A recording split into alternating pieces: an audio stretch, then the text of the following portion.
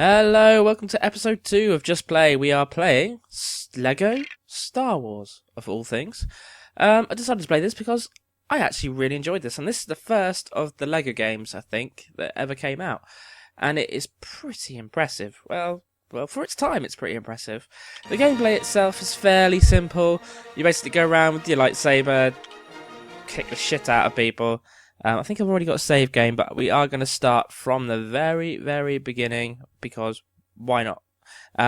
First thing we're going to do is we're going to go through all the levels from start to finish, from episode 1 up to episode 3, because this is obviously the original, well, not the original game, but the newer films, if you like, even though they filmed in the wrong order, but you know what I'm talking about. So after we played this, eventually we will play the sequel, the original trilogy. Not straight after, because there's only so much Lego Star Wars one person can take.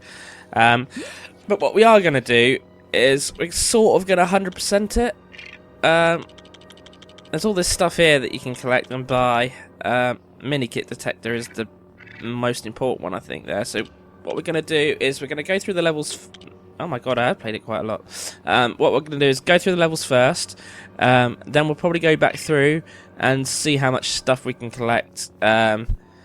Do sort of like a mini playthrough guide sort of thing, because if you do the levels in a certain order, you can rack up the studs rather easier. Anyway, the controls are simple as hell. They can't really get much more simple. The X button jumps. The circle button uses something, and the square button is the force powers.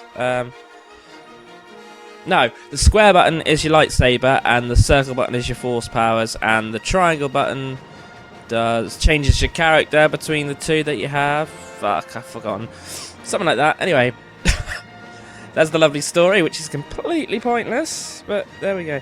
What I do like about this game is its sense of humour, and it's the same with all the Lego games. They've just instilled this thing that Star Wars doesn't seem to get right. I mean, they try to put funny things into the new Star Wars films, like Jar Jar Binks for a start, and some of the things he does are supposed to be funny, but they're just not.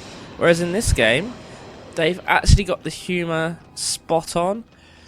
It's amazing that the one company that could never get Star Wars right is the one company that created it, whereas everyone else who seems to have a go at it seems to just fucking understand the source material.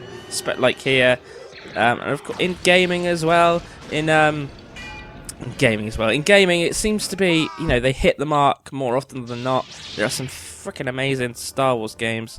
Rogue Squadron on the N64 is an absolute classic. The sequels I'm not too fond of. They seem to have taken the gameplay out, and it's just one. It seems to be just a big cutscene where you play a little bit, then you have a bit of a movie, then you play a bit, then you have a bit of a movie, and I don't really like that. Well, that's the original. It was like, here's your objectives, sort yourself out, and I like that. Other Star Wars games that are brilliant are, of course, both the Knights of the Old Republic games on the Xbox. The second one's not as good, but it's still 1,000 times better than the frickin' 3 new films that they released. Hopefully the next film that comes out, which is out in 2015, will be Immense Balls. Anyway, Immense Balls? Yeah, that's a new word. Immense Balls.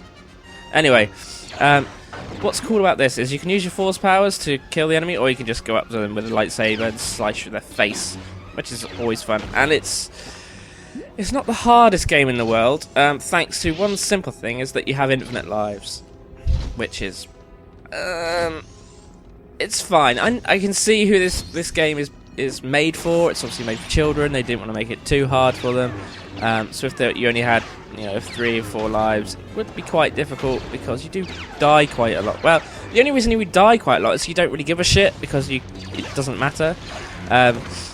However, if you see the meter in the middle at the top, that's basically the stud meter. If you fill that up, you get like a mega kit thing at the end, and if you collect them all from episode 1, so you collect all 6 from each part of episode 1, then you get like a master kit sort of thing. So, but that's only if you want to collect stuff, and something in me wants to collect everything, which is strange.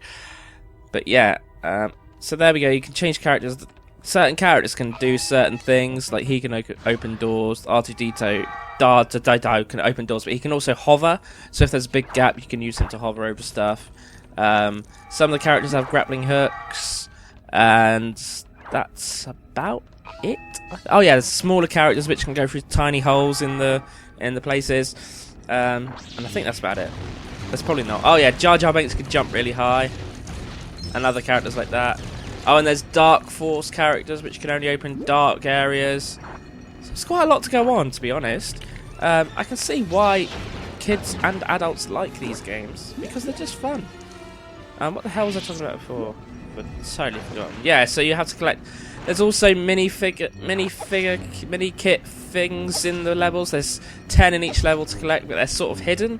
So you have to sort of. Sometimes there's puzzles that you have to sort out. Other times they're just in plain sight. But it's another thing. It's another collectible. But there we go. I like collecting things. It reminds me of Rare Games when you had to collect loads of stuff. I mean, N64 Rare Games everything is a collectible. But anyway, whatever. Thank you for watching the first part. Tune in next time for more LEGO Star Wars.